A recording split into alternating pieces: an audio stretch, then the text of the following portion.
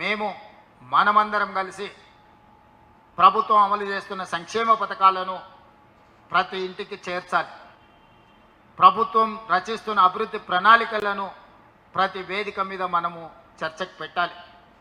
ఈరోజు సంక్షేమానికి సంబంధిస్తే రేషన్ కార్డులు కావచ్చు, సన్న బియ్యం కావచ్చు, ఇందిరమ్మ ఇండ్లు కావచ్చు, 200 యూనిట్లు ఉచిత కరెంటు కావచ్చు, రైతు రుణమాఫీ కావచ్చు, రైతు భరోసా కావచ్చు, 65,000 ప్రభుత్వ ఉద్యోగ నియామకాలు కావచ్చు, 500 రూపాయల సిలిండర్ కావచ్చు. అదేవిధంగా ఈరోజు రాష్ట్రంలో ఏ పథకం తీసుకున్నా నిన్నగాక మొన్న మొదలుపెట్టిన ఇందిరమ్మ చీరలు కావచ్చు. ఇందిరమ్మ చీరలకు సంబంధించి మన ఓ అక్క నాకు ఒక మంచి మాట చెప్పింది.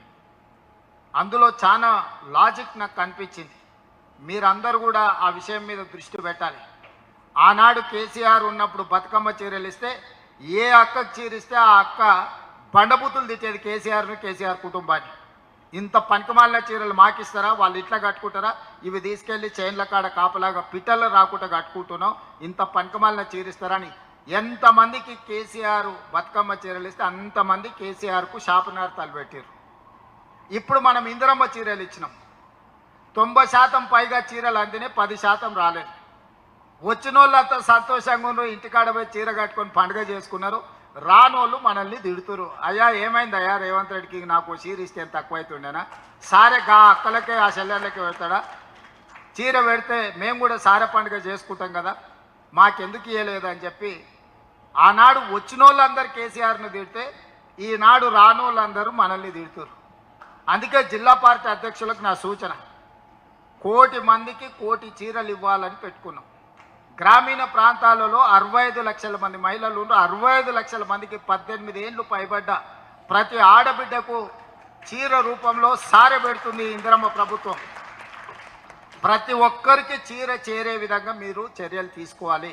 మొట్టమొదట ఇక్కడ ఉండే జిల్లా పార్టీ అధ్యక్షులకు నేను ఇస్తున్న టాస్క్, ఏ ఆడబిడ్డ కూడా నాకు చీర రాలేదని చెప్పొద్దు.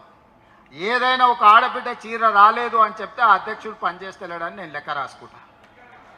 మీ అధ్యక్షుల కొత్తగా వచ్చిన వాళ్ళకు ఇదే నేను ఇచ్చే జిమ్మెదారి. ప్రతి ఆడబిడ్డకు చీర లేరిందా లేదా ఊరు వారిగా లెక్కలు తీసుకోవాలి. వార్డుకి ఇప్పుడు నీకు వార్డు మెంబర్లు వస్తారు, గ్రామాలలో సర్పంచులు వచ్చారు. సమన్వయం చేసుకుంటే ప్రతి ఆడబిడ్డకు స్టాక్ ఉంది. ఇప్పుడు గ్రామీణ ప్రాంతాలలో మార్చి అంతర్జాతీయ మహిళా దినోత్సవానికి మున్సిపాలిటీలలో 35 లక్షల చీరలు ఇస్తున్నాం.